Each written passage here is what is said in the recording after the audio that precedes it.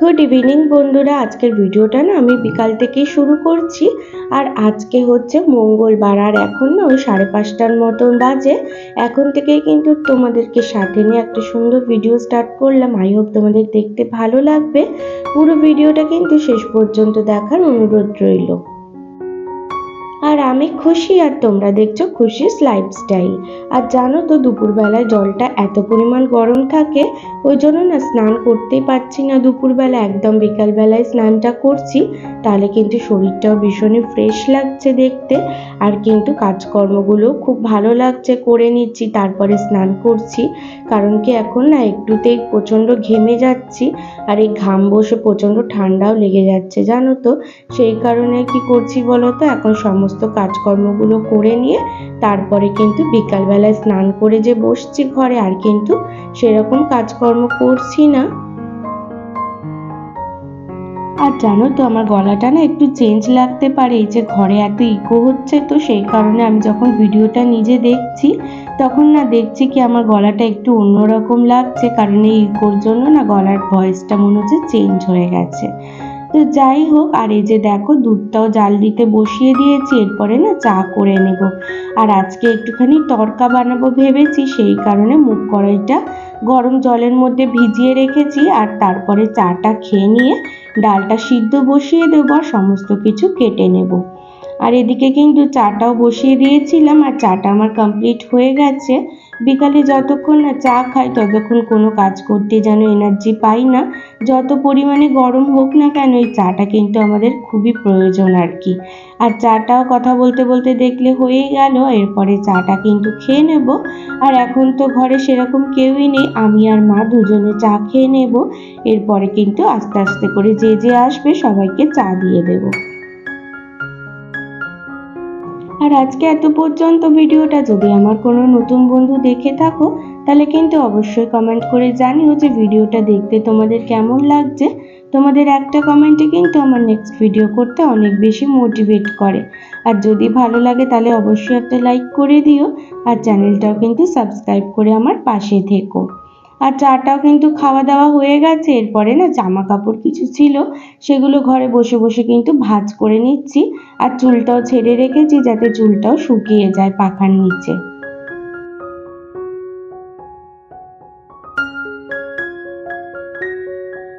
আর প্রচণ্ড এই গরমের মধ্যে কিভাবে সমস্ত কাজকর্মগুলো করি বিকাল থেকে, সেটাই কিন্তু তোমাদের আজকের ভিডিওর মধ্যে শেয়ার করছি। তোমাদের আই হোপ দেখতে ভালো লাগবে। স্কিপ না করে দেখো, তাহলে কিন্তু সমস্তটাই বুঝতে পারবে। আর তড়কা কী করে রান্না করতে হয় সেটাও কিন্তু তোমাদেরকে আজকে শেয়ার করব। পুরো রেস্টুরেন্ট স্টাইলের তড়কা করেছি, সেটা কিন্তু ভীষণই টেস্টি হয়েছিল, সেটাই তোমাদেরকে কিন্তু দেখাবো। আর প্রেশার কুকারে দেখো তড়কার ডালটা কিন্তু দিয়ে দিচ্ছি। এরপরে একে একে সমস্ত ইনগ্রিডিয়েন্টসগুলো দিয়ে দেব। সেগুলো কি কি দিচ্ছি তোমাদেরকে বলে দিচ্ছি, দেখে নাও।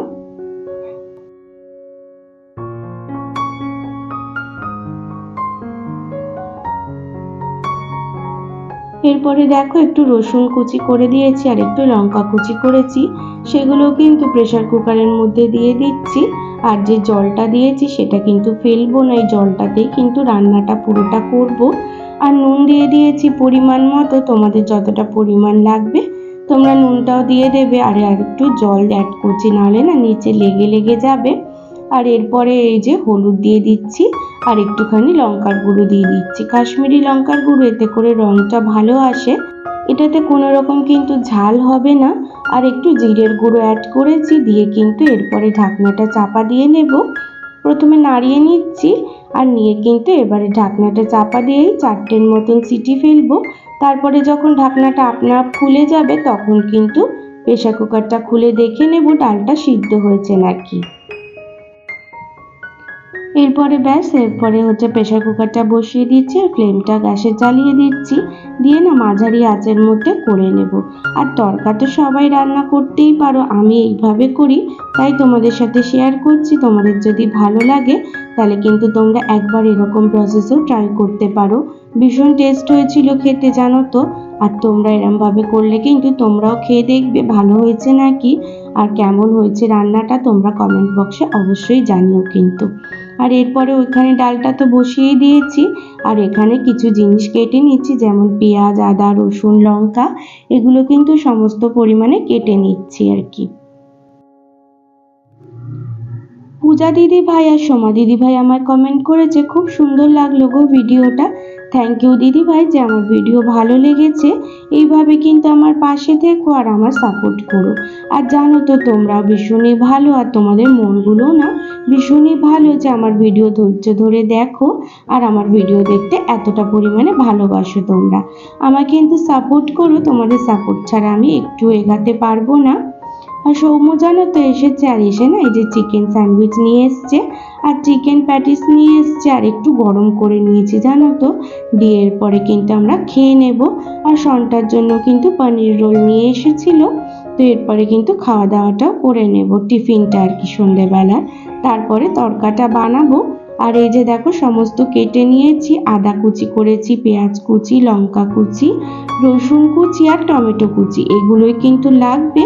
আর কোনো রকম পেস্ট করার প্রয়োজন পড়ে না, তরকাতে কিন্তু এরকম ছোট ছোট করে কেটে দিলে আর কি হয়ে যায়।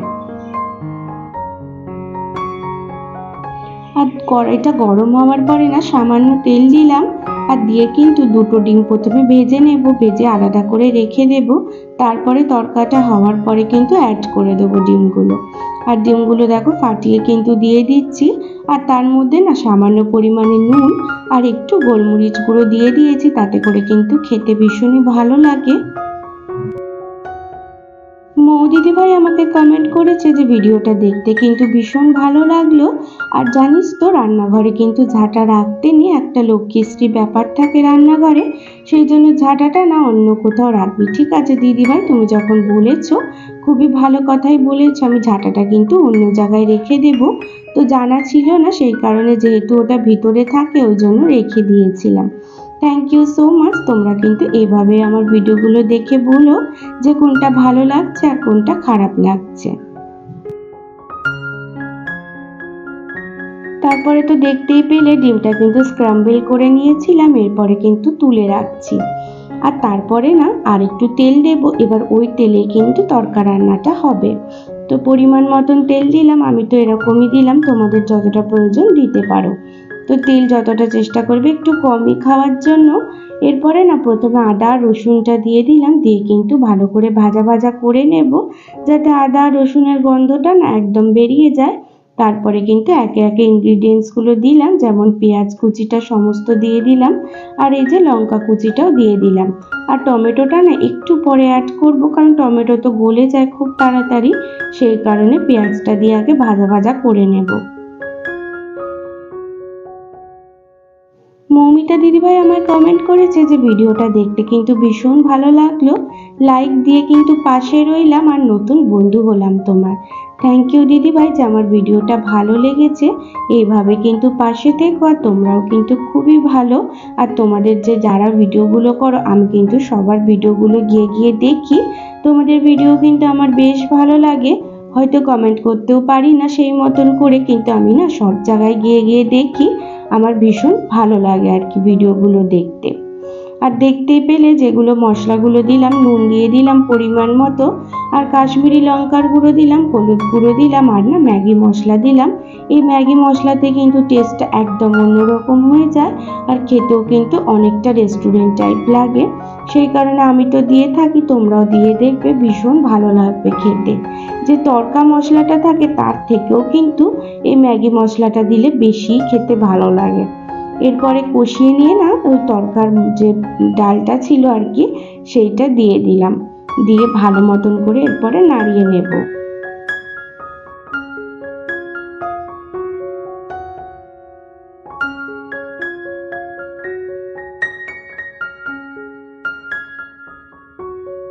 এরপরে তরকাটা একদম কমপ্লিট হয়ে গেছে, লাস্টে কিছু কিছু জিনিস অ্যাড করব, যেমন এই যে ডিমের যে গুঁড়ো করে রেখেছিলাম সেটা কিন্তু এরপরে অ্যাড করে নেব, দিয়ে একটুখানি ভালো মতন করে নাড়িয়ে নেব। দিয়ে না একটা বাটার দিয়ে দিচ্ছি, এই বাটারগুলো 10 টাকার প্যাকেট হয় আর কি, বাক্স, তো এই বাটারটা দিয়ে দিচ্ছি। আর এই বাটারটা দিতে না টেস্টটা একদম অন্যরকম হয়ে গেছিল। এর আগে তো আমি তড়কা অনেকবার করেছি, কিন্তু এই কাসুরি মেথি আর বাটারটা কিন্তু দিইনি। আজকে কিন্তু অ্যাড করেছি। আর এই কাসুরি মেথিটা কিন্তু ধাবা স্টাইলেরই হয়েছে তড়কাটা খেতে। এরকম কিন্তু হাতে ম্যাশ করে দিয়ে দিতে হবে। আর এটা 28 টাকা নিয়েছে। কাসুরি মেথির বাক্সটা আমি কিনেছি, ভীষণ টেস্ট হয়েছিল কিন্তু তড়কাটা খেতে। এভাবে কিন্তু বাড়িতে ট্রাই করতে পারো, ভীষণ ভালো লাগবে খেতে। আর রুটি দিয়ে কিন্তু এটা ভীষণই টেস্ট লাগে খেতে। এই অবস্থায় কিন্তু একটু নুনটাও দেখে নিচ্ছি ঠিকঠাক হয়েছে নাকি। যদি কিন্তু নুন কম হয় এরপরে কিন্তু অ্যাড করে দিতে পারো। আর তড়কা আমার পুরোপুরি কমপ্লিট হয়ে গেছে। এরপরে না রুটিটা আমি বেলে নিচ্ছি। আর মাসি আছে যেহেতু, মাসি কিন্তু সেঁকে নিচ্ছে, তাহলে কিন্তু তাড়াতাড়ি হয়ে যায় জিনিসটা। আর নিজে করে দেখবে, সেঁকতে গেলে অনেকটা পরিমাণ কিন্তু দেরি হয়ে যায়। আর সবাই যেহেতু রাতে রুটি খাবো তড়কা দিয়ে, সেই কারণে রুটিটা কিন্তু তাড়াতাড়ি করে বেলে নিচ্ছি আমি।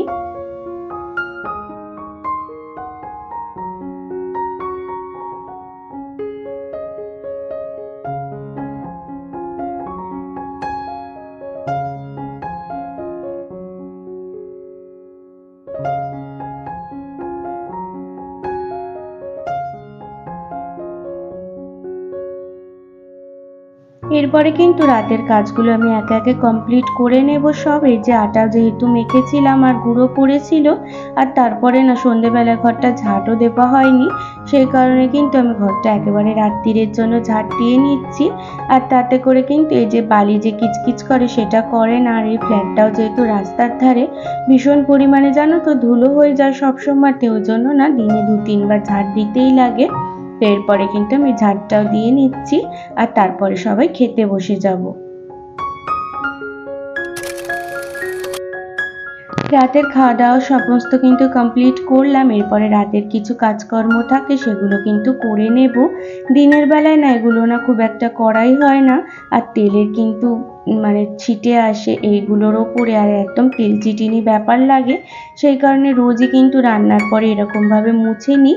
তাতে করে কিন্তু ভীষণই পরিষ্কার পরিচ্ছন্ন লাগে দেখতে। আর এগুলো তো আমার অভ্যাসেই দাঁড়িয়ে গেছে, তোমরা তো জানোই। কিছু নোংরা দেখলে কিন্তু একদমই ভালোই লাগে না। এরপরে না জায়গায় তুলে রেখে দিচ্ছি। আর তারপরে গ্যাস কাউন্টারটা সেলফটা ভালো মতন করে ক্লিন করে নিচ্ছি। আর এটা কিন্তু তাড়াতাড়ি করে নেব। এরপরে কিন্তু ফ্রেশ হয়ে শুতে যাব আর কি। শুতে তো যাবই না, কিছু এডিটিংয়েরও কাজ থাকে রাত্রিরে, না খানিকটা করে রাখি। কারণ দিনের বেলা এতটা পরিমাণ কাজ থাকে, সময়ই পাওয়া যায় না। সেই কারণে রাত্রিরে এডিটিংটা করে রাখলে আর দুপুরে না ভয়েসটা দিলেই আমার হয়ে যায় আর কি। এরপরে আমি গ্যাসটাও ভালো মতন করে মুছে নেব।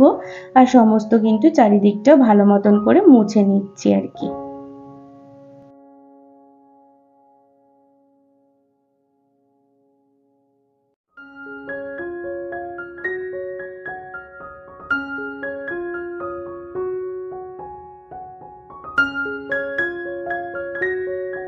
আর প্রত্যেকদিন দেখবে রান্নার পরে যদি এরকমভাবে মুছে নেওয়া যায় তাহলে কিন্তু ভীষণই পরিষ্কার থাকে, কোনো রকম কিন্তু তেলের দাগ থাকে না একদমই।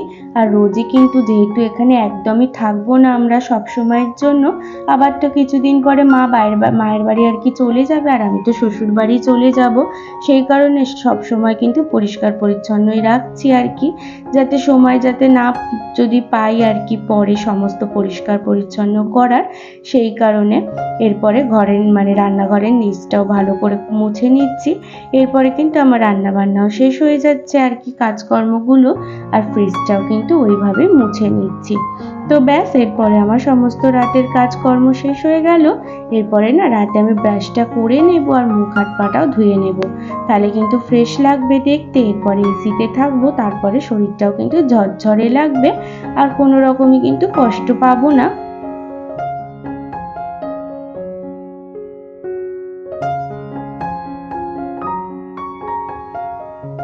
আর আমি কিন্তু ল্যাকমি ফেস ওয়াশ ইউজ করি। তোমরা হয়তো জিজ্ঞাসা করছো যে দিদি কি ফেস ওয়াশ ইউজ করো, সেই জন্য আমি বলে দিচ্ছি। আমি না আগে ল্যাকমি স্ট্রবেরিটা ইউজ করি আর কি। মায়ের বাড়িতে তো স্ট্রবেরিটা নেই, লেমন ফ্লেভারটা আছে, ওই জন্য এখানে লেমনটা ইউজ করছি। তো এইভাবে মুখ ফুক ধোয়া হয়ে গেল, আর বাথরুমে যাব, হাত পাটাও ধুয়ে নেব।